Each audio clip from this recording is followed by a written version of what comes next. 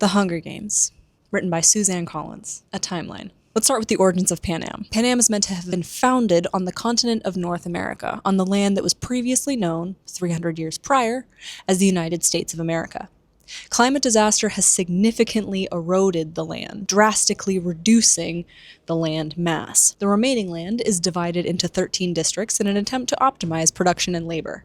The capital of Panem orchestrates and facilitates all of the transportation of such goods, and thus holds significant power over all 13 districts. The citizens of Panem are oppressed under totalitarian rule and exist in a police state, where they are exploited, starved, and exist without rights. Panem, it must be noted, means bread in Latin. Collins is said to have based the nation of Panem off the Roman expression panem et circuses, meaning if the people are fed and entertained, they will submit endlessly. It must be said, this entire series is a warning, a shot fired, a mirror held up, as most of the citizens of the very real United States that exists today are not district coded. They don't find themselves represented in Katniss's story in District 12. In fact, if you've never gone hungry and you are a citizen of the United States of America, you are probably capital coded. I am capital coded. Collins said the series came to her when she was flipping through reality TV and coverage of the Iraq War, and the images started to blend together, which is particularly horrific. It's also theorized that the games are a metaphor for the child acting industry, which I can totally see too. Ultimately, it's a saga about social inequality, corrupt government, and violence against children, about the ethics of control, about authority as a contrast to freedom. Desperation and death, the dreary conditions in the districts breed extreme frustration and civil unrest. Rebel forces, alleged to have originated in District 13, organize a revolution. All 13 districts band together. The capital is entirely reliant on the exploited labor of the citizens of the districts, and without their participation, labor, exploitation, the citizens of the capital suffer greatly. President Snow, a child of the capital and only 5 when the war, the dark days, begins, remembers this as a time of extreme cold, danger, loss, and the turning of his charmed and golden existence into something really gray and tense. The capital genetically engineers creatures and weapons of war that they unleash upon soldiers and citizens alike. The rebels retaliate in kind, and it's a time of extreme loss. Citizens of Panem and the capital are made to believe that maintaining peace is their responsibility and their duty to the human race, lest they bring about the extinction of humanity. It is insisted upon by those in power that it's the responsibility of those without power to endure their exploitation, their children's starvation, and their imprisonment for the good of mankind. After 1 to 3 years of fighting an epic death, tides turn in favor of the capital. The rebels engage a plan that leaves them particularly vulnerable to attack, and the capital seizes its opportunity and imperatively cripples the revolution, the rebel movement. District 13, with their nuclear arsenal, is able to broker a deal for their independence. They move their entire district underground, and the capital levels the land they used to occupy. All 12 other districts that have been led into rebellion by District 13 are ultimately abandoned in their efforts. They have been led to believe they are fighting for their freedom, that they're on the cusp of something different and a better world. They are told that District 13 has been entirely eradicated, and thus the war effort dies with them. Remaining citizens are resubjected to harsher conditions and further oppression, including, but not limited to, the Hunger Games provision. Then President Ravenstill remains in his seat of power before the dark days and after, and the Treaty of Treason is signed. It's ultimately a terms of surrender, though the real negotiation has taken place behind closed doors, District 13 coming out the only real winner, so to speak. And in those terms, the treaty contains the Hunger Games provision. The provision demands that 2 children from each district be annually submitted to a battle royale-style fight to the death until a lone survivor remains as retribution for the capital lives lost in the rebellion, and as a reminder of the senselessness of violence. In July of 1 ADD, after Dark Days, the first Hunger Games is held in a dilapidated arena. 24 district children, aged 12 through 18, are reaped via lottery to fight to the death until a lone victor remains. This brings us to the Ballad of Songbirds and Snakes, the story of President Snow. President Snow, then known simply as Coriolanus Snow, is 5 years old when the war begins. His mother dies in labor with a sister that never takes her first breath,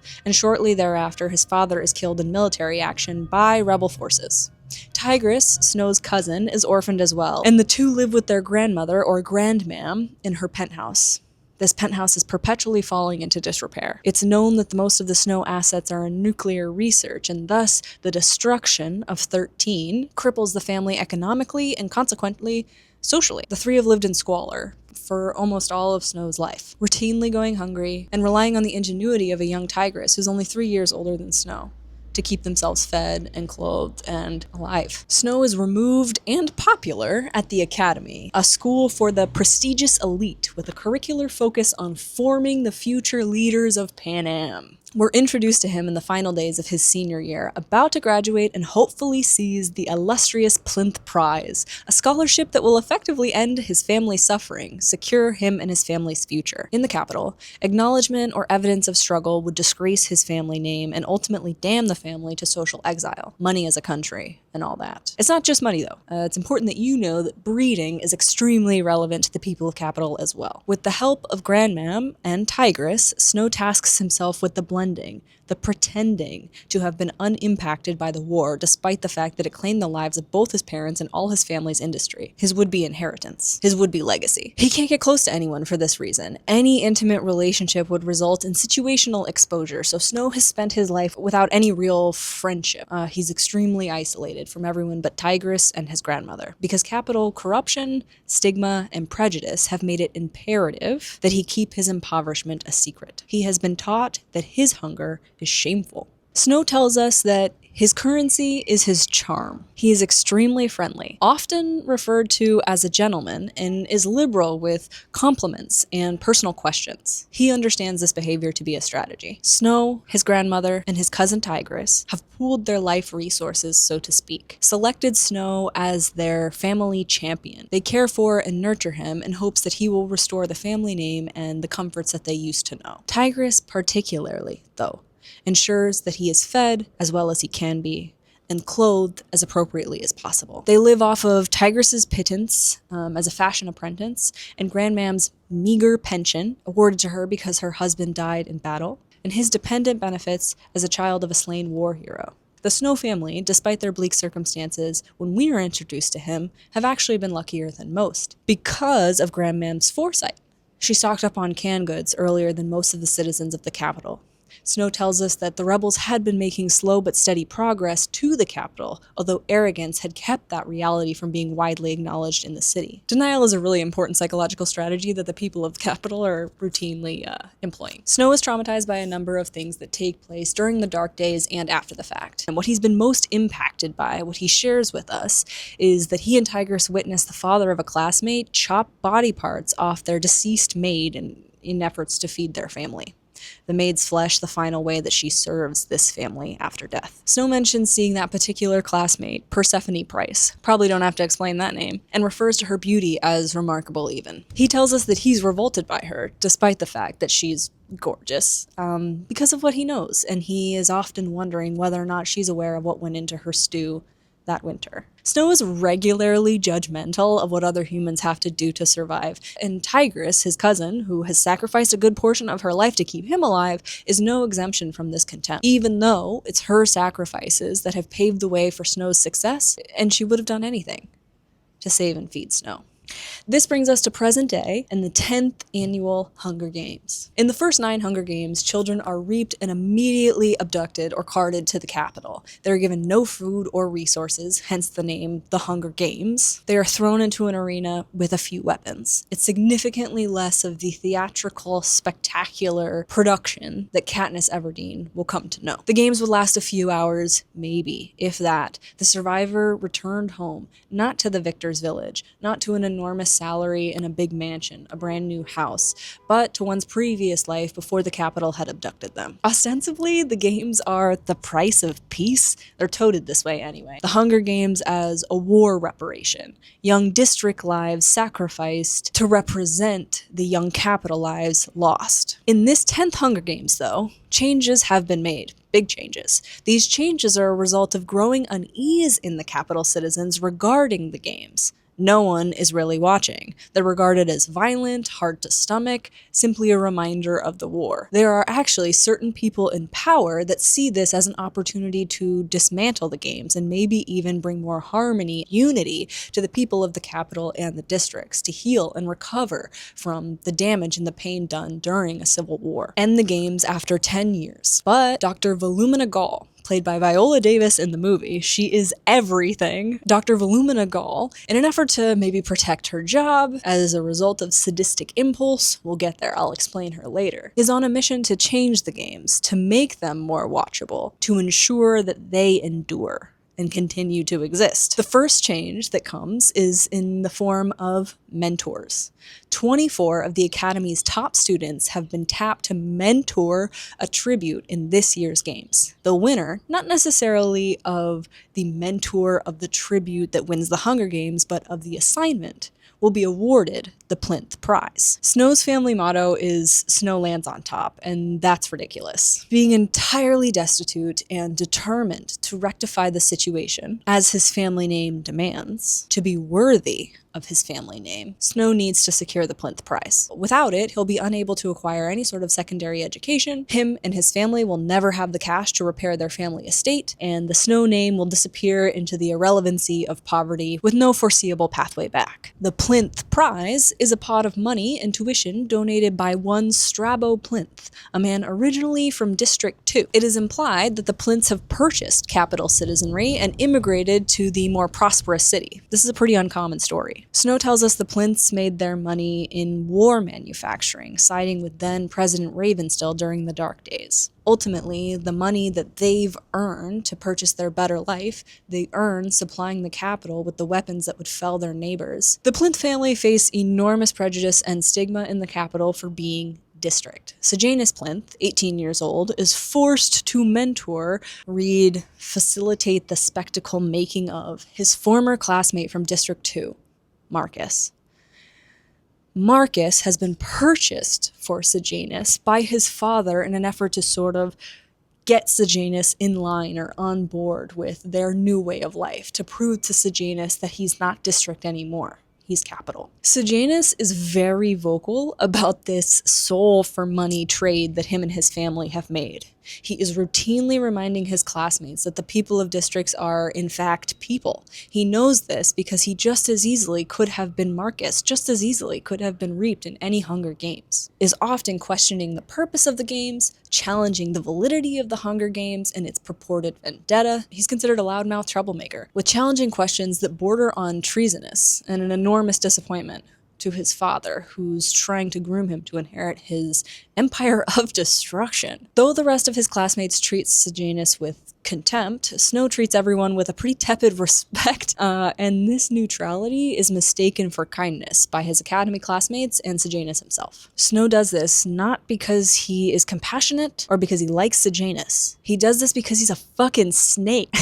though he's widely regarded as a class act. Snow gleans that the other top students that have been tapped to mentor are exclusively children of the most wealthy or the most powerful elite. Snow is clocking that nepotism and has a real problem with it. Snow has been selected, true, because of his grades and charm and academic career spent networking, but it's ultimately his communications professor, Satyria Click, that advocates for him to have a chance, the opportunity to compete for the Plinth Prize. And just for what it's worth, because we know Miss Suzanne wastes not a word nor a comma. Satyria means voracious sexual appetite for young men.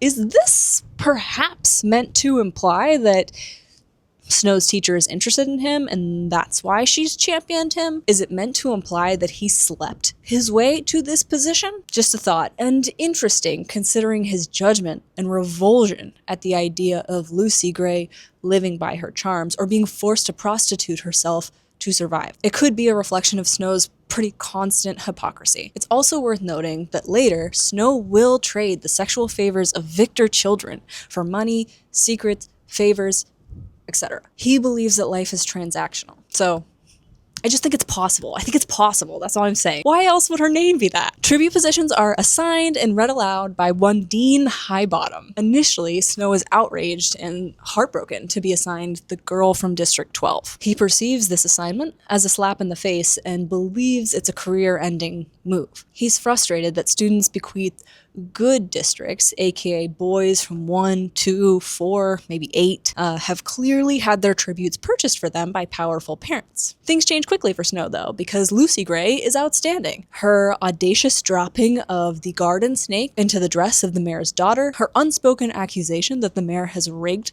the lottery, and performing so magically and bravely in the face of such adversity and hardship, and being allowed to do so by clearly devoted peacekeepers lifts Snow's spirits. He believes his future may not yet be lost because Lucy Gray may not be a hopeless case. Make no mistake, Snow's not impressed with Lucy Gray. He's not charmed by her. He's not taken with her. He merely recognizes that he may have opportunity here that is sort of unheard of as it relates to District 12 tributes. They're the underdogs, we know that. Initially, Lucy Gray is wearing makeup, a long-lost luxury known before war times. She's also dressed in color, whereas most of District 12's population is in gray. That's kind of funny because her name is Lucy fucking Gray. She's slapped by the mayor on national television after having been targeted by him and his daughter for reasons yet unknown to Snow or anyone else watching this spectacle. Snow, as usual, is hypervigilant to the emotions of those around him. He notes that his classmates seem to have concern for Lucy Gray, despite her oddness, despite her district origin, and he wonders if he can use it. Okay, the Hunger Games reaping is always a lottery selection held on July 4th. That's not an accident, that's a message. That being said, all the other reapings that we are aware of as readers or as people with insight into the universe, Lucy Gray, Haymitch, Amper, and of course the third quarter quell, have been rigged. They haven't been real lottery systems. So I'm wondering, given that Suzanne Collins herself poses the question in the first Hunger Games book, is it possible that Primrose Everdene's eventual reaping in the 74th annual Hunger Games has been rigged as well? Primrose Everdene, who only had one slip of paper in that bowl, what were the odds that she was selected? Is it possible that Snow, who we know is familiar with the woods that Katniss had previously believed that she'd gone unperceived in, that Snow, in anticipation that the rebellious and law-breaking older sister would sacrifice herself and likely die in the games or be crippled by the trauma and death of her younger sister, rather than make waves in a district? Was he attempting to eliminate what he perceived as a threat by rigging this Hunger Games? Would it surprise you if that was true? Especially if Katniss Everdene is related to Lucy Gray. I'm going to explain all of this. Stick with me. The 10th annual Hunger Games has led to some changes in procedure. Children have been immediately abducted from the district they've been reaped and carted in unwashed animal carriages to the capital. This is a days or weeks-long journey depending on where you're coming from. They have been given no food and no water, no provisions. They arrive covered in the soil of themselves and the animals that previously occupied the carriages. It's really bleak. It's really horrifying. And it's a lot more brutal, so to speak, than the other Hunger Games that we would have become familiar with prior to Ballads being published. But I guess that depends on how we define brutality, right? Like, it's still about children killing each other. Does dressing it up and putting them on a luxurious or comfortable train or feeding them make it less disgusting? No. Yes? The tributes have been dumped into what was previously known as like the monkey enclosure. It held some sort of animal at the still war-torn Capitol Zoo, and the zoo is infested with rats, and several of the rats have rabies, so any tributes that are bitten by these rats also develop rabies. Lucy Gray shares with Snow that her and Jessup have had to take turns keeping watch at night to make sure that one of them can rest while the other one fends off these rabid rats. Dean Highbottom, when he's assigning district tributes to each Capital Academy mentor, informs the students that their assignment is to turn these children into spectacles, not survivors. In all Hunger Games prior, the District 12 girl has been known as the Runt Tribute because District 12 is so destitute as it relates to the resources that it's given from the capital. And the girl tribute would be assumed to be weaker, smaller in stature, perhaps even less fed, and certainly less handy with an axe and any other tools that District 12 children may have become familiar with. District 12 girls would not go into the mines. It is largely ignored by the capital. It's considered not at all a threat. It's one of the smaller districts. Children that come from that district are all on the brink of starvation, are certainly malnourished. The girl tribute is known to have the lowest chances of survival. The odds are not in her favor. Snow wrongly believes that the reason he was assigned the runt tribute, so to speak, is because he has made a joke about Dean Highbottom. At one point in time with classmates, he calls him Dean High as a Kite Bottom, because it's kind of an open secret that Dean Highbottom is always high on his morphling supply. Morphling is sort of parallel to what we would consider in our universe opioids. It's a super addictive drug that was previously meant for healing or pain tolerance. It's a painkiller. He's wrong though, and we'll get to why Snow has been assigned the tribute he has been assigned, and it's not this. Like I said, in previous Hunger Games, tributes would be immediately carted to the Capitol and dumped into an arena. That's not what's happening this year. In an effort to create a spectacle of these children and reinvigorate investment into the games, the tributes are being held captive longer. Capital students are given time to converse with their tributes, and they're tasked with learning things about them. Things like their first and last name. Lucy Gray and Snow, throughout the course of these days, when they're prepping for interviews or when Snow is supposed to be collecting information about Lucy Gray, they bond over their familiarity with hunger, survival, and orphanhood. They believe they found kindred spirits in one another, in a very unlikely place. Snow is made to enter the arena twice. The first time is during a propo shoot. All of the Capitol mentors and all of the tributes are going to tour the arena prior to the Hunger Games starting. They enter the arena one by one through a turnstile that clues us into the fact that this is just an old sports arena, or what we would have known as an old sports arena. While they're filming this propaganda shoot, one of the tributes triggers a rebel bomb. Whether or not this bomb was placed before or after the Dark Days, or whether it was designed specifically for this event, is unclear. But chaos breaks loose. The arena is blowing up, and tributes now, for the first time ever, have an opportunity to escape. They have a pathway to escape that's never existed before, and Marcus, the tribute from District 2, the tribute that Sejanus has been assigned, flees, and he motions for Lucy Gray to join him.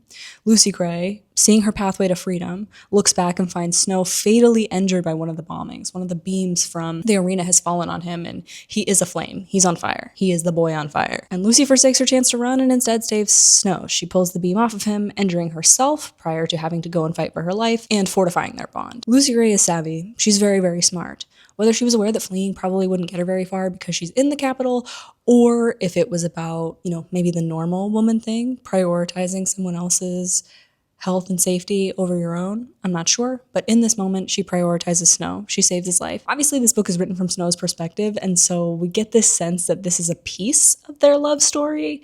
It's not. This is not a love story. It's really important that we keep that in mind. The second time Snow is made to enter the arena, though, things are a little bit different. Some of the background that I'll fill you in on is that Marcus has been apprehended by Capitol forces, and he has been severely punished, and when the game's debuts, opens up, premieres, whatever, when Lucky Flickerman is looking at the screen and the arena is being broadcasted for all of Panem, we see Marcus displayed, made a spectacle of.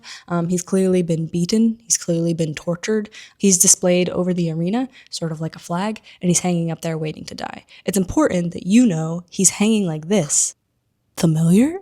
Marcus is sort of mercy killed by one of the other tributes, who dies immediately after because of the Capitol's incompetence. Something that's new to the arena this year is the concept of gifts for the tributes. You can be sponsored. People can send in money, and your mentor gets to decide how that money is allocated, whether or not you ever receive any of the gifts that could have been sent your way. As the games go on, gifts become more and more expensive. Marcus is mercy killed by one of the other tributes, and that tribute is subsequently murdered by the gift that was supposed to be sent to her, but because of the Capitol's incompetence, it misses and knocks her off the ledge that her and Marcus were both on. So Sejanus, seeing a lot of himself in Marcus and feeling a duty to Marcus, not only as his mentor, but as his former classmate and friend, and as a fucking human to human, Sejanus stows away. He sneaks into the arena. This is why Snow has to enter again. Snow is coerced by Dr. Gall, told that he has to go and rectify the situation. Snow enters the arena and is terrified, well aware that if any of the tributes spot him, he is fair game. While he may not be a tribute in this year's Hunger Games, he is from the Capitol and perpetuating this abuse that they're currently sustaining.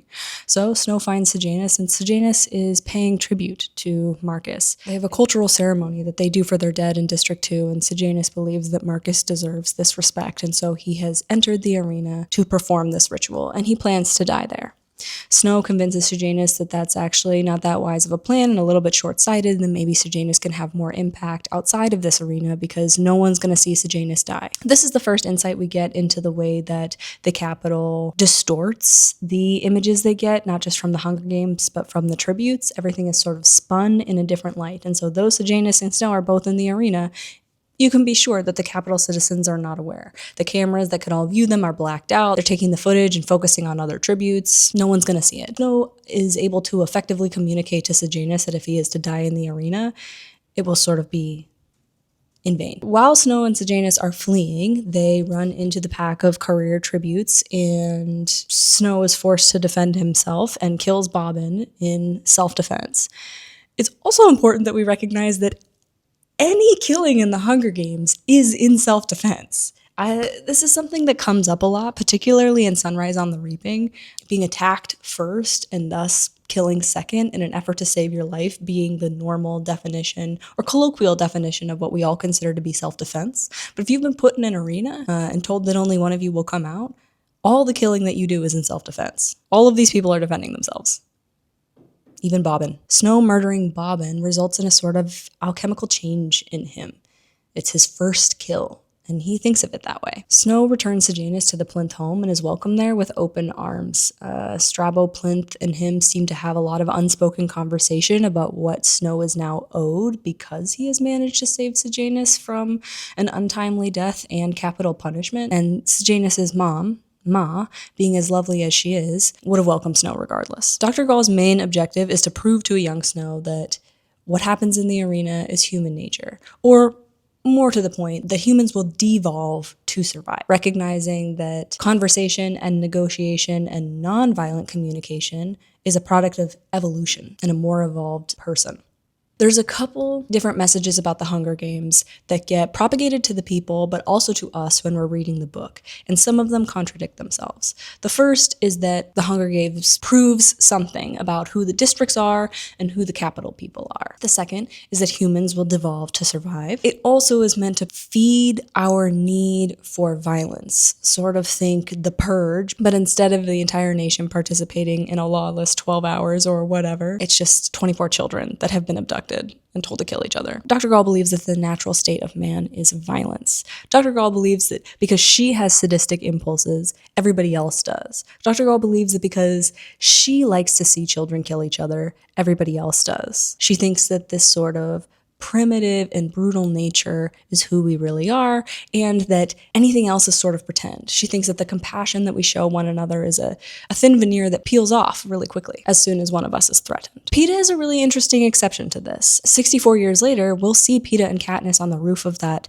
tribute center, and Peeta will be saying, I don't want to let them change me, right? And what he means by that is I don't want to abandon my soul and leave my body the naked animal that Dr. Gall thinks it is. I don't want to just be a pawn or a piece in their games. I don't want to move forward their agenda. I don't want to prove something to them by engaging with this the way that I'm supposed to. And Katniss says, well, I just can't afford to think that way. And this is an interesting point about privilege as it relates to nonviolence or passivity, right? Peeta, being a baker's son, has gone hungry and has definitely experienced hardship and strife, but not to the extent that Katniss has. Living in the seam, her father being a coal miner that is killed in a mining explosion, she's experienced far more adversity than him. And she is the sole provider for her family. So she's saying, I can't afford to think like that because I have family I have to return to. I will do whatever they ask me to do. I have to fight to get back, because I am needed. Peeta's principle sort of dissolves in the 75th Hunger Games, the third quarter quell, the events that take place in Catching Fire, because he has decided that he will put his life on the line to save Katniss. And I actually didn't even catch this until my most recent reread. We'll get there. Ultimately, Snow entering the arena and the endangerment of Snow and his fellow capital cohorts proves something to us or illuminates something to the reader that is never explicitly stated on the page. And that is that capital citizens are just as expendable as tribute citizens. They are just as much a slave to the whims of whoever happens to be in power at that point in time. Their lives just as unvalued. That's something that will become clear as we get deeper into the books. Capital citizens are not free. They are just as much a slave to the whims of the capital. They may be favored, but they're not safe.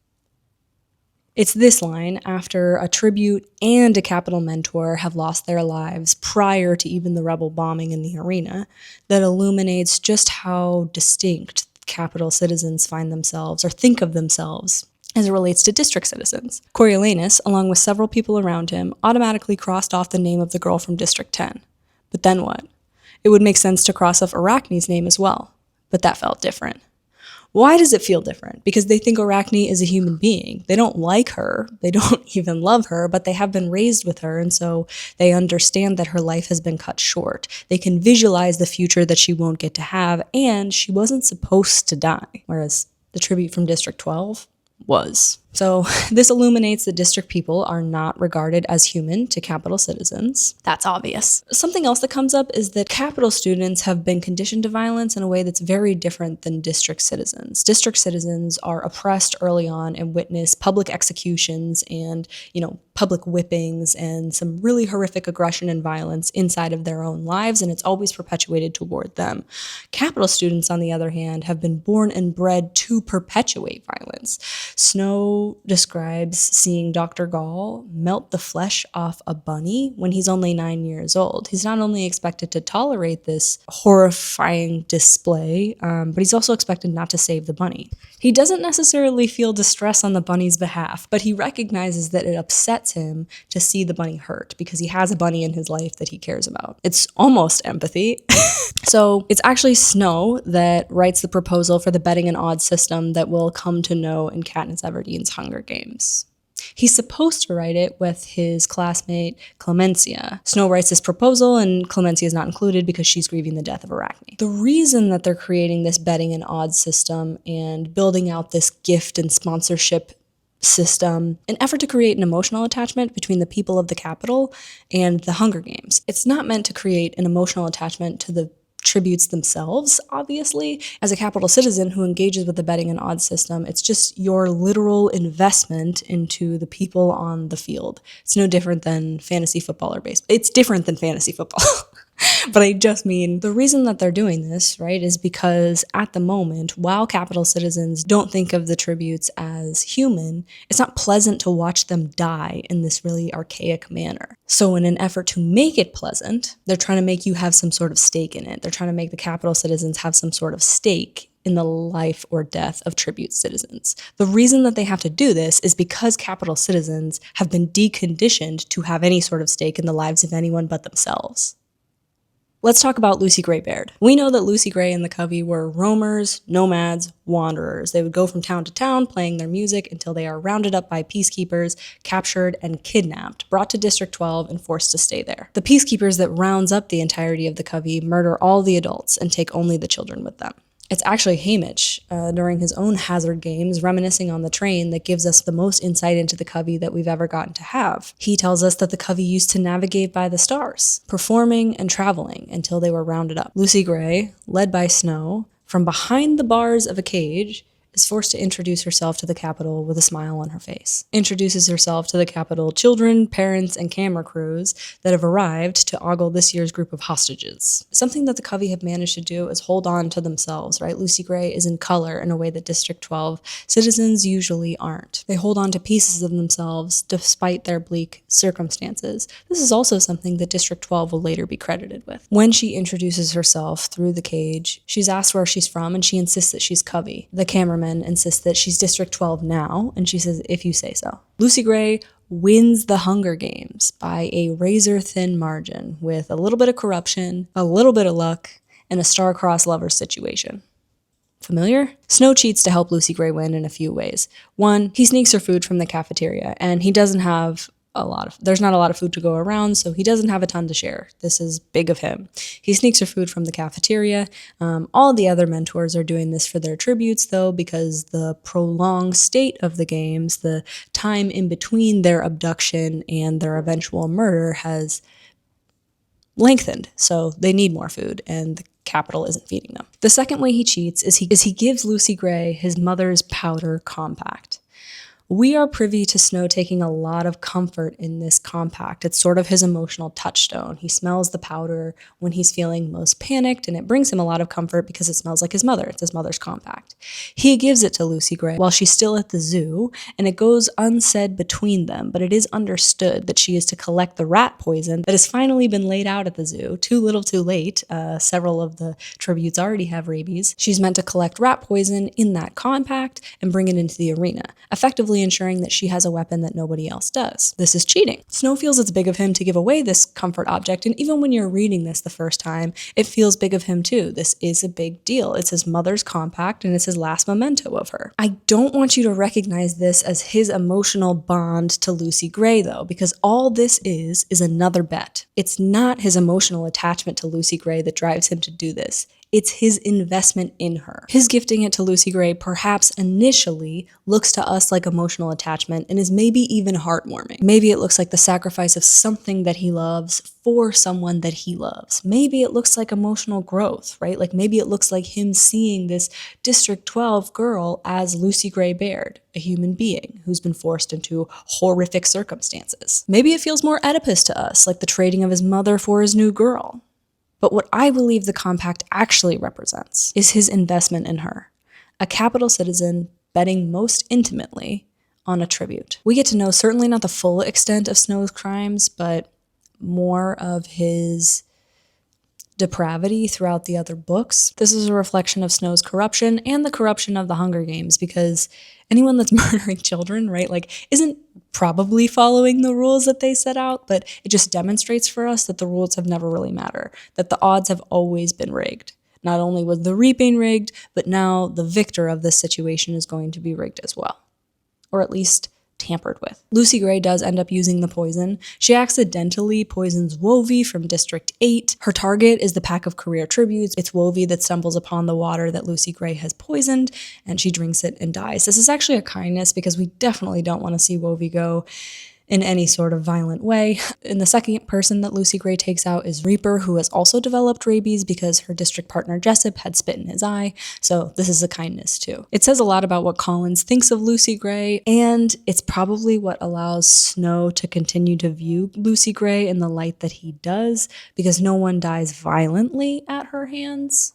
It's also foreshadowing because, we will come to know through Finnick's eventual reveal that poison is actually Snow's weapon of choice. Let's get into Dr. Gall. I won't explain her name either. She was head game maker and overseer of Hunger Games 1 through 10. She was a professor of military theory and head of the experimental weapons division for the Capitol during the war and after the fact. You have her to thank for the mutations in every book and in every movie. What Dr. Gall is doing throughout the course of this book is grooming Snow, who she considers to be a critical thinker and quick-witted and someone who is going to prioritize their own survival at any means necessary for a game maker position, or maybe eventually the running of the nation. We don't know if she has this forethought, but she does seem to invest a lot of time and energy in Snow, and she is impressed by him pretty routinely.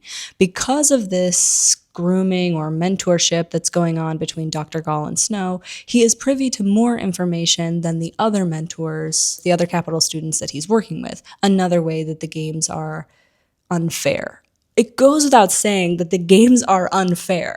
Of course, the games are unfair in every single way. But even so, there's this undercurrent of injustice, right? Of lack of equality as it relates to even Capitol students that are all competing for the Plinth Prize. And of course, we know Snow's situation. We know that he's hungry and, because you're inside of his head, there's a piece of you that's rooting for him, and of course, rooting for Lucy Gray. But we don't know if we don't know the financial situations of the other students that have been tapped for this position. We don't know how hungry they are.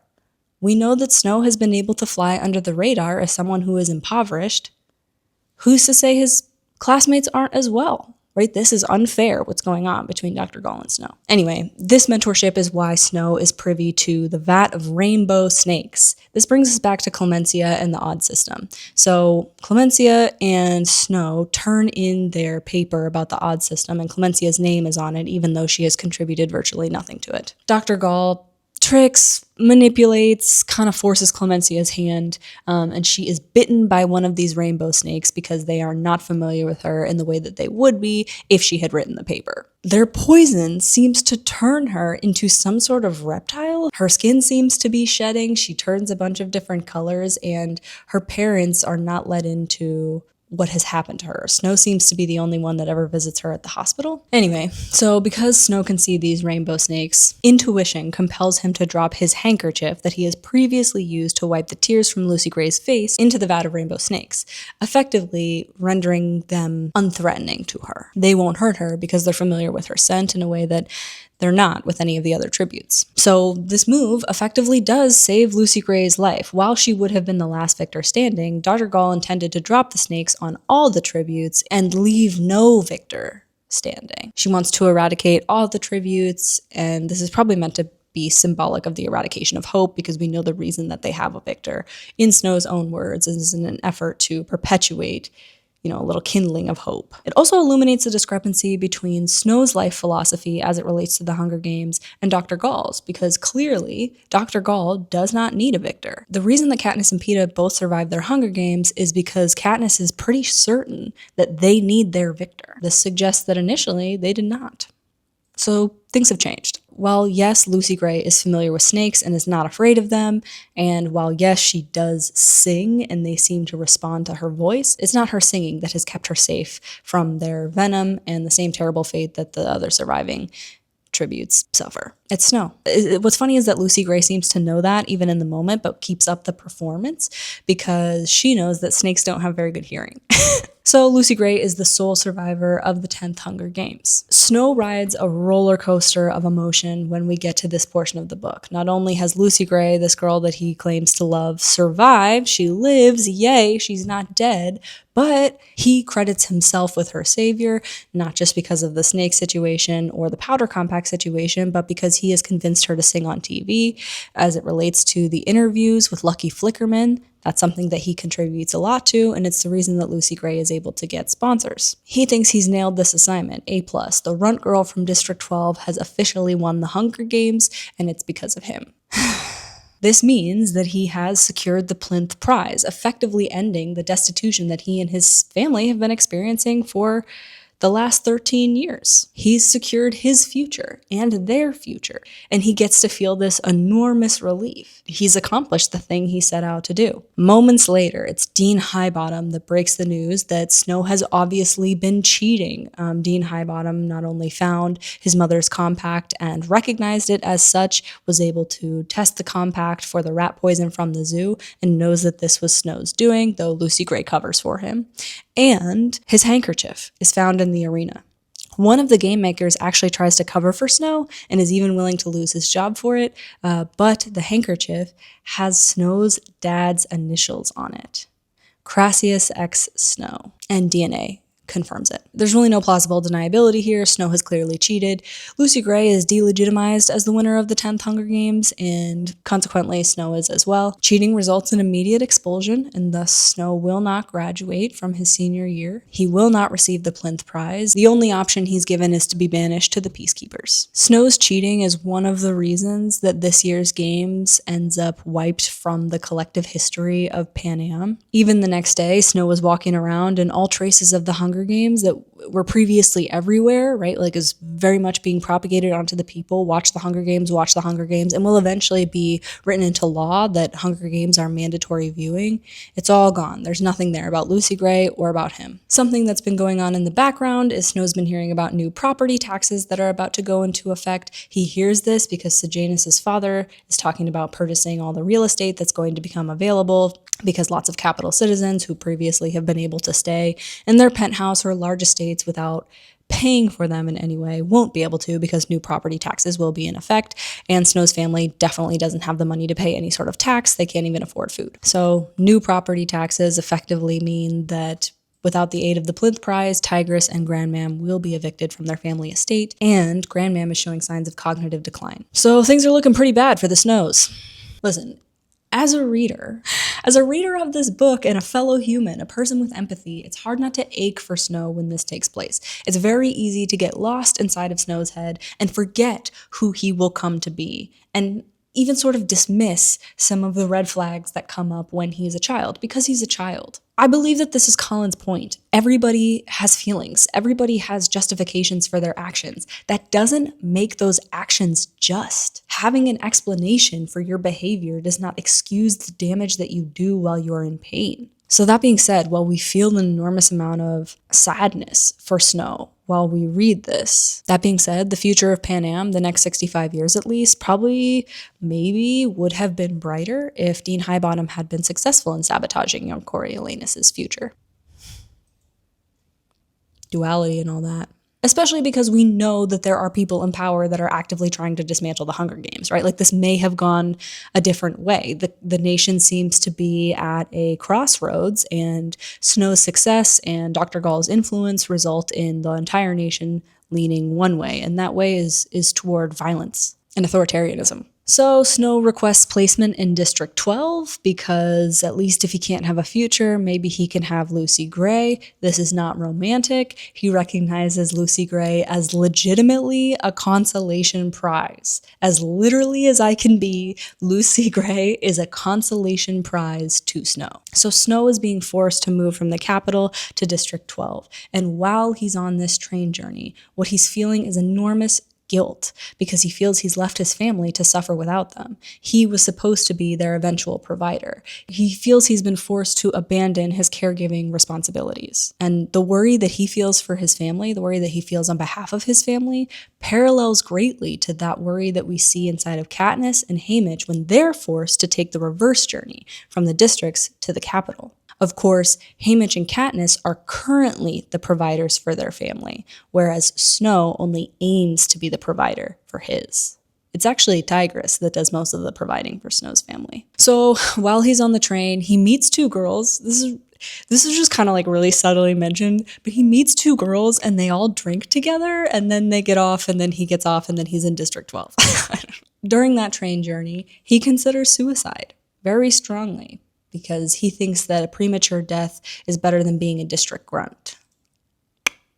But once he arrives, he learns that peacekeeping life is actually not so bad. It's actually the first time in his life that he's been consistently fed or his nutrition quotas have been met. He's also surprised to learn that most keepers originate from the districts.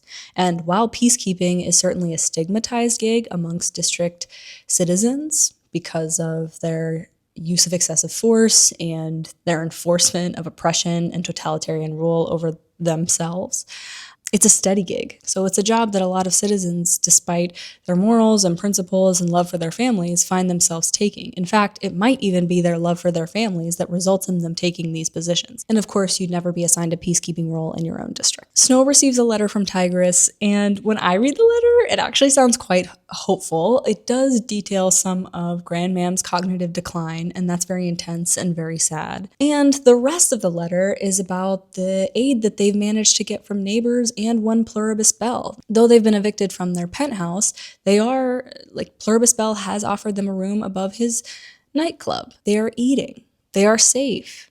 It's actually a pretty hopeful letter considering what Snow has us believing or what he's imagining when he is on the train. Snow misses the tone of the letter entirely and doesn't read it as hopeful. The letter sends him into a shame spiral, and at the bottom of that spiral is more contemplation of suicide. And that is when one Sejanus Plinth shows back up in Snow's life. Snow is delighted to see Sejanus, really excited to see him. Sejanus, if he'd been any other student, probably would have been executed for the way he snuck into the arena, and consequently the way that Snow's life was also endangered because he needed to be fished out by Snow. This feels like more capital manipulation. Obviously, Sejanus didn't endanger Snow's life. Dr. Gall did. There are peacekeepers with weapons and shields and armor who all could have gotten Sejanus out effectively. Dr. Gall endangered Snow in an effort to prove a point, but Sejanus feels a lot of guilt for endangering Snow and thus recognizes their fates as tied together. So Strabo Plinth donates a new gym to the academy and a new lab for Dr. Gall, and that buys Sejanus his high school diploma. Corruption, nepotism. Sejanus refuses to accept this deal unless Snow receives his high school diploma as well. Snow doesn't really credit this to Sejanus, though, because he recognizes that Strabo Plinth knows that he owes Snow for the way that he saved Sejanus' life, so he thinks it's Strabo sort of like paying back what he owes him. So Snow doesn't necessarily see this as a kindness, more as what he is due. So Snow now does have his high school diploma, and it says that he's graduated with high honors. That's really important.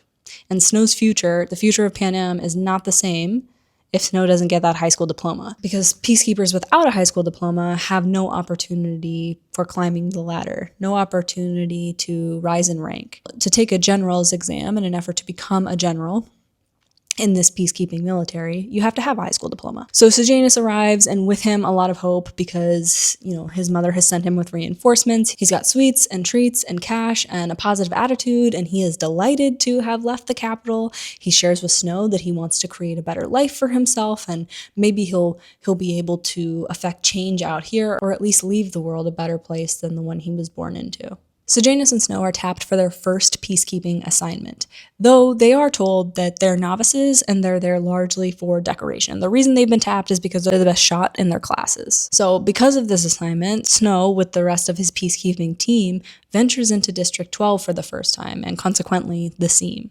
He feels enormous revulsion and contempt for the people of the districts that he sees. He sees a lot of starved individuals. He sees a lot of people caked in coal dust. He sees people without resources. Venturing into the district for the first time, he marvels at the depth of impoverishment that he is witnessing. He feels disgust and frustration, and he blames the feelings that he has. He blames the discomfort in his body on the people of the districts because he's not emotionally mature enough to recognize that that shit is about him. He says with his voice dripping with contempt, "We pour so much money into the districts." And then he thinks to himself, why do I think that? Why do I think we pour a bunch of money into the districts? What money do we pour into the districts? He sort of challenges, his brain challenges the propaganda that he's been swallowing for as long as he's been alive. And it's actually Sejanus that gently corrects him and says, well, no, we pour money into industry in the districts. The people are on their own. Snow doesn't really do anything with this information, but it's important that we do. I also think that I want to correct Sejanus. The people are not on their own. The people are stolen from routinely. It's not just their labor that's exploited, right? Like their children are kidnapped. And the ripple effect of trauma in families cannot be understated. That's going to be something that we're going to get more heavily into when we're talking about Sunrise on the Reaping, because Miss Collins comes in with something to say, and she's going to give us details. She's going to give us details about the depth of depravity that the capital perpetuates on these individuals, but the district folks are not on their own. If they were on their own, they'd probably fucking thrive. They're not on their own. They are stripped of everything all the time, and as soon as they gain a little bit of momentum, they are forced and pushed back down. They're not on their own. They'd be fine on their own. The people of the districts, specifically of District 12, are sucked dry for all of their resources and vitality and life force, and then scorned for it. Though capital scorn is really hardly relevant to them. It doesn't really matter. They're like, okay. The peacekeeping assignment that Snow and Sejanus have been tapped for is the execution of one Arlo Chance. He is charged with facilitating a rebel plot that ultimately results in the death of 3 individuals. This is when we get into more of Suzanne's brilliance, okay? This is when we get into It's Not Over Till the Mockingjay Sings. Okay. So the reason this is a saying in District 12, it's not over till the Mockingjay sings, is because, let's take it back to the dark days. In the dark days, the capital manufactured what they called jabberjays, birds that were genetically modified and manufactured to have remotely controlled recording devices inside of their bodies. The modified birds, now weapons, were sent into rebel areas and programmed to record information and then carry it back to the capital. Those same jabberjays, though, are eventually used against the the capital because the rebels figure this out, and then they feed the capital false information. The capital abandoned the Jabberjay project, releasing the Jabberjays into the wilderness, believing that they would die off. But the Jabberjays, resourceful as they are, mated with mockingbirds, thus resulting in the Mockingjay. Mockingjays, the unintended consequence of capital action, pick up and carry tunes. So, when a person is executed or hanged in the square, the Mockingjays mimic the final noise of each government victim for minutes, ghostly cries echoing through the town. So the phrase, "it's not over till the Mockingjay sings," effectively means, "it's not over until I'm killed." It's also brilliant because, of course, Katniss Everdeen, who will come to be known as the Mockingjay, sings for herself, for her family, and eventually for the nation, and this will signify the end for President Snow. He'll get his, don't worry. It's actually Lucy Gray that writes The Hanging Tree about the execution of Arlo Chance, a song that will become pivotal in the downfall of this totalitarian government. An execution that Snow enforces. He holds a gun. He's there for decoration. He hasn't done anything. Snow is never effective as a peacekeeper. He literally does nothing as a peacekeeper. He's there for a summer. He's that bitch that comes back from summer abroad and has an accent. It should also be mentioned that Snow is particularly aggrieved by Mockingjays. He finds them an abomination and unnatural. Yeah, the guy that runs the Hunger Games thinks that these birds are unnatural and an abomination. And so he resolves himself to acquire power and influence to eradicate the bird. And until then, he and his friends are going to use them as shooting practice. He hates the Mockingjays. Sejanus, after the execution, is racked with guilt. And that's understandable. Sejanus sometimes is giving Piper from season 3 White Lotus. He's steeped in the privilege that he rages against. Even his existence here in District 12, which is relatively peaceful and positive, and still privileged, is a product of the privilege that he has such disdain for. He confides in Snow that he believed he might have been able to train as a medic or find some way to help the people of the districts. He didn't think as a peacekeeper he'd be standing here enforcing executions. As a boy from District 2, that seems incredibly naive, but here we are. We don't really fault Sejanus. He identifies with districthood and district life, but he has been raised and groomed in the capital. He's also, his entire life, been clothed and fed and housed in capital resource and blood money. We don't blame him as a reader for his parents or his upbringing, and we appreciate him as a reader for constantly challenging the validity of the games, challenging all the atrocities that the capital children accept without question or condone without question. But he's not necessarily a hero. He never really gets to affect the change that he feels so drawn toward. He's more so a boy distressed by the ways of the world and unsure what to do about it. He can be impulsive. I think his stunt in the arena proves that, and he's not particularly effective in making change that he wants to see. But we love him for wanting to see that change, even if he maybe doesn't understand exactly what he's advocating for. He dreams of an unrealistic and romanticized escape rather than really doing anything to aid rebel movement. This bothers Snow for a number of reasons, and one of those reasons is that he sees Sejanus in all of his privilege, and he's jealous, he's envious, he wants it. He knows that if he was Strabo Plinth's kid, he would inherit that empire, and he has ideas with what he would do about it, and he sees Sejanus as ungrateful and sort of spitting on the privilege that he was born into. Okay, Snow's new comrades that refer to themselves as his family and that have nicknamed him Gent for his table manners decide to take Snow to the Hob one weekend evening to let off some steam. The Hob is the illegal marketplace in District 12 that actually sustains most of the life in District 12, and it's where the Covey will be playing that weekend evening. Snow estimates that the Covey have attracted a crowd of around 200. Peacekeepers and citizens alike. There's something really slimy about Snow existing so peacefully and contentedly in the Hob, a place that we know will come to be home and the savior of Katniss Everdeen and everyone that she loves. It's terrible to see Snow walking through the seam, not just because he's judging everything that he sees, and we know that he's going to be responsible for the death of many of the people that surround him, but because we know it's home to the people that we do love inside the series.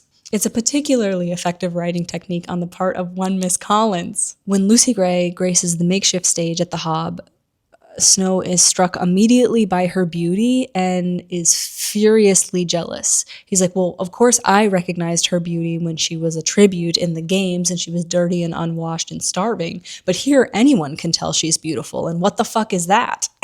He's upset that other people might be thinking that Lucy Gray is pretty. After an electric rendition of Nothing You Can Take From Me Was Ever Worth Keeping, Lucy Gray tells the crowd that they don't charge for tickets. They say sometimes it's the hungry, it's those that can't afford tickets that need music the most. What they do accept are donations, and they pass around a basket. Snow and his comrades didn't have money for tickets anyway, and so they donate the popcorn balls that they were gonna trade for tickets. They had every intention to get rid of these popcorn balls, okay? But they find out, they're like, oh, we don't have to trade the popcorn balls. But Snow decides to give them up anyway, and then he says to us, well, if he knew Ma, more were on their way.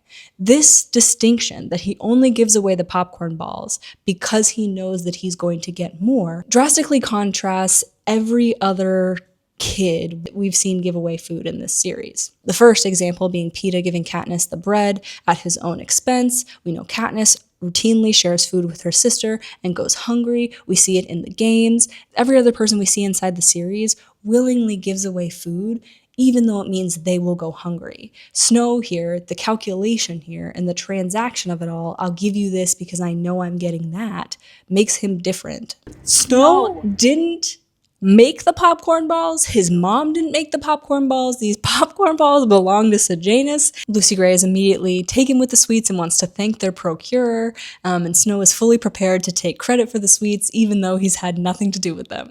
And Snow and Lucy Gray's eyes meet across the room. It's the first time they've seen each other. Neither knew if the other was alive. They knew not of the other's whereabouts, and there's kind of this electric moment of, oh my god, it's you.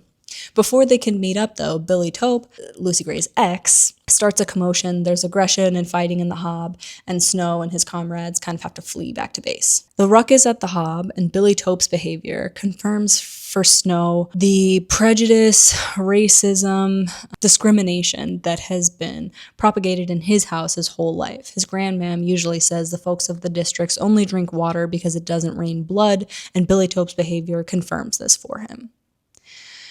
I don't know if this is true or not. I don't know that Snow has bought everything that Dr. Gall is saying. I don't know if he believes the people of the districts are actually more like intrinsically violent than the people of the capital, or if he just uses this information or idea as justification to perpetuate his own agenda, and that agenda doesn't have a lot of like nuance or discernment to it. That agenda is about acquiring power and influence. So I don't know if he buys that. I really don't know if he buys that. I don't know if it makes him better or worse if he does. Lucy Gray does not see the violence in Snow immediately. She believes in him the same way that he believes in her. What's going on between the two of them is pretty similar. She believes that he's different than his capital breeding and capital counterparts. He believes she's not really district. I think they're both projecting. Hey, she said with a certain urgency. He turned back. Hey, I want you to know, I don't really believe you're here for grades or glory. You're a rare bird, Coriolanus. Spoiler alert, she's wrong. He was there for grades and glory. And maybe, right, even Snow himself conflates Lucy Gray's future with his own when he is fighting for her in the Hunger Games. But it's not about her. He's not there because he cares about her. We've never seen Snow care about anybody or anything. Knowing what we know about fight, flight, freeze, and fawn, natural human responses to situations that threaten our safety, I myself wonder if all of this has been a strategy on Lucy Gray's part. I give her a considerable amount of credit. She's obviously a survivor. So I'm wondering if she's greeted with a rose, a particularly romantic flower, at the train station where she believes she's been sentenced to death. I'm wondering if it was merely a trauma response that she bonded to Snow. He greets her at the train station with a rose. You know, he's showering her with compliments. Her beauty does have something to do with it. They develop a romance between the two of them, but is that fawning? Is that her appealing to the only way that she knows that she might sort of slip into the heart of Snow? Or is it more strategy, right? Knowing what we know about Lucy Gray, I can buy that it was all strategy for her. And this is sort of similar to what Katniss agonizes over in her own Hunger Games regarding Peeta. This wondering, is this strategy? Is this capital? Are you pretending? Because I'm pretending. If we buy that Lucy Gray did love Snow, aka trauma bond to the person that represented maybe her only pathway to survival, we have to understand it as projection.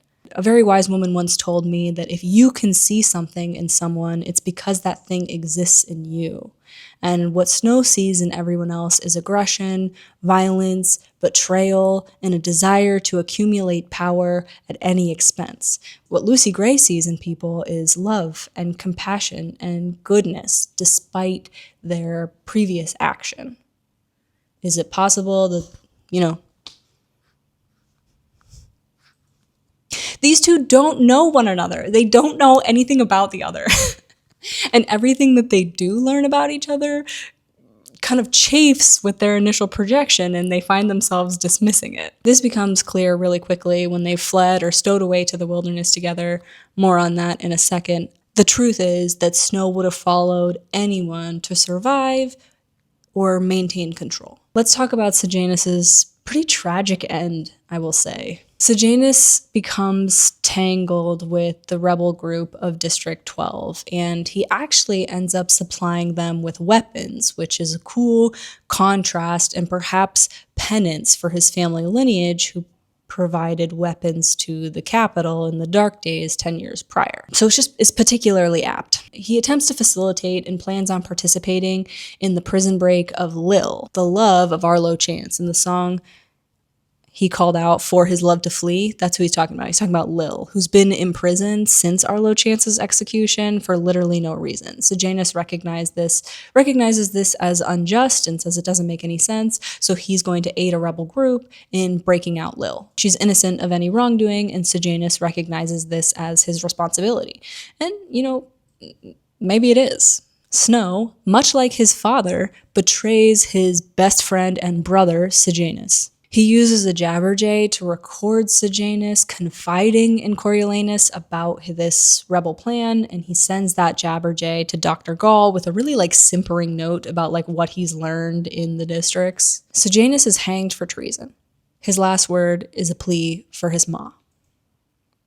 An earlier weekend at the Hob, in aiding Sejanus and protecting Lucy Gray, Snow has sort of unwittingly killed the daughter of the mayor. He's killed Mayfair, the person who actually sentenced Lucy Gray to the Hunger Games.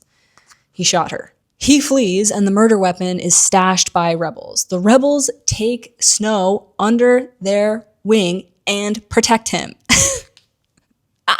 The murder of Mayfair, the mayor's daughter, would result in his immediate execution if he were to be discovered. He knows that the murder weapon, this gun that he shot Mayfair with, is out there, and he doesn't know where it is. Snow spends the next few days in a constant panic, grieving the death of Sejanus and waiting to be discovered. He knows that as soon as this gun with his prints on it comes to light, he will be executed for the murder of the mayor's daughter. This is ultimately why he chooses to flee 12 into the wilderness with Lucy Gray. They're only in the woods for a few hours when they arrive at the lake, the very same lake that a young Katniss Everdeen would learn to swim, where Snow finds the gun that he murdered Mayfair with. The weapons have been stashed here at the lake. He immediately recognizes that Lucy Gray is now the only living person that knows that he killed Mayfair. She's the only living person that knows of this crime, and thus the only person that could possibly get in the way of his new future. His future comes rushing back to him in stark relief. He's decided to take the general's exam, and he has passed, and he's actually supposed to be transported to District 2, and he believes he's going to work his way up in the military ranks the way that his father did. So he basically decides to kill Lucy Gray then and there. He's like, all right, let me wash my hands of this. Lucy Gray, her intuition being very strong, she clocks this right away and immediately flees. She runs. In their altercation, Snow shoots Lucy. It's believed that Snow shoots Lucy Gray. He gets her. Snow shuts us out of the situation while he's hunting Lucy Gray. So we don't know what becomes of her. It's possible that she's survived. Her body is never found. Her fate is left a mystery to all of us. Though her ending is left a deliberate mystery, I like to believe that she escaped the life in District 12 that she was never meant to live. Sejanus had often referred to Snow as a best friend and a brother, even. This makes Snow's betrayal all the more terrifying. It also parallels the Snow Highbottom betrayal from the generation before. We come to find out that the reason that Dean Highbottom hates Snow is because him and Crassus Snow had previously been best friends.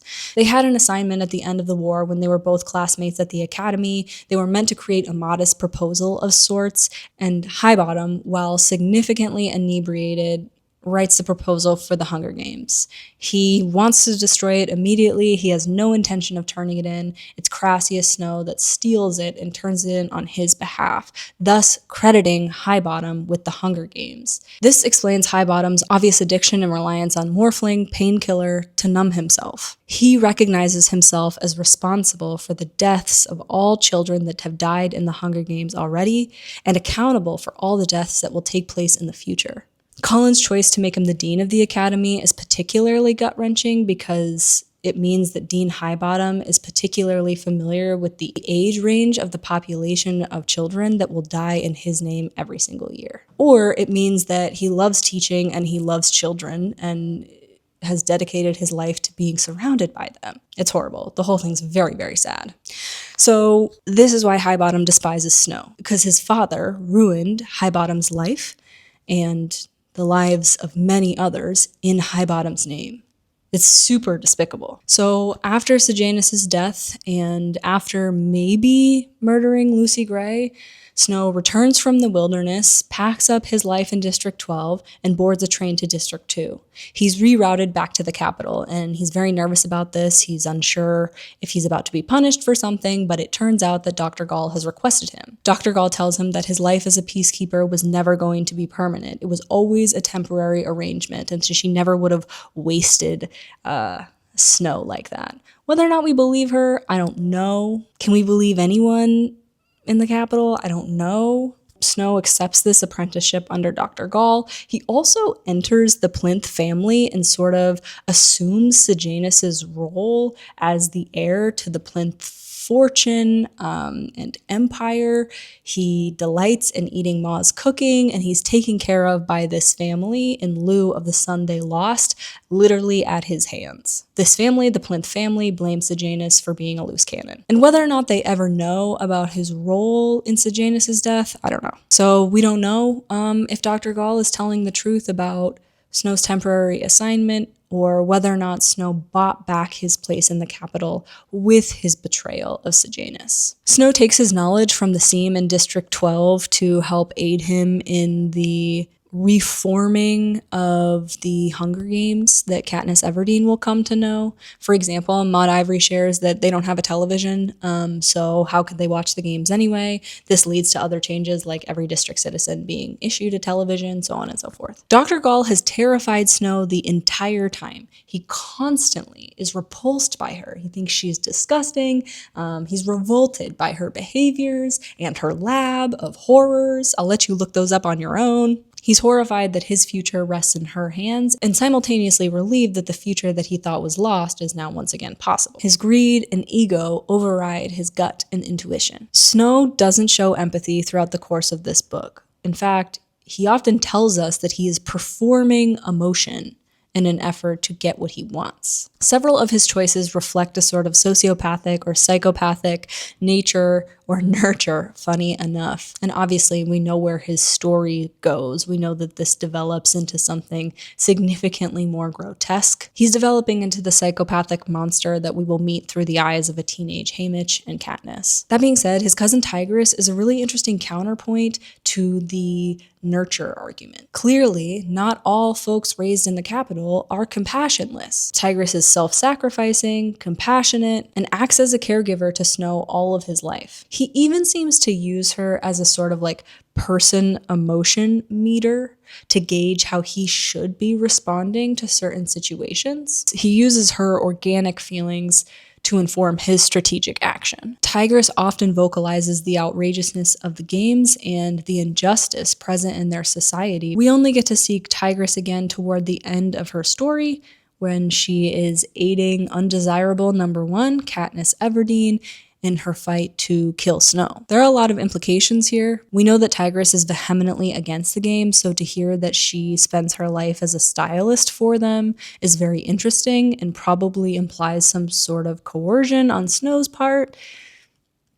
Maybe we'll get the answer to that one day, maybe not. Tigris, with the information we've been given, maybe serves to prove Dr. Gall incorrect, maybe serves to prove that Snow had a choice, that Snow's beliefs and resulting action he is accountable for, that regardless of the environment he grew up in, none of it excuses his action. Even though this is all he's known, it doesn't excuse him, because Tigris proves that beliefs are choices. We all maybe have a choice as it relates to our beliefs. It's on all of us to challenge what we have been told and to think critically about what we believe we understand about the world. After Snow returns to the capital, he eventually poisons Dean Highbottom's morphling supply. This also is foreshadowing and sort of an echo of the Seneca Crane of it all, because Snow's hand is technically clean.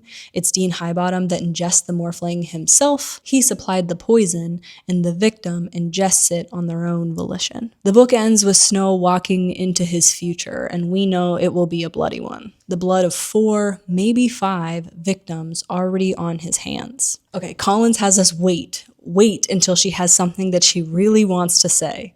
And then she gifts us Sunrise on the Reaping, a novel bursting with information, an exceptional bridge that I would love to cross with you next time.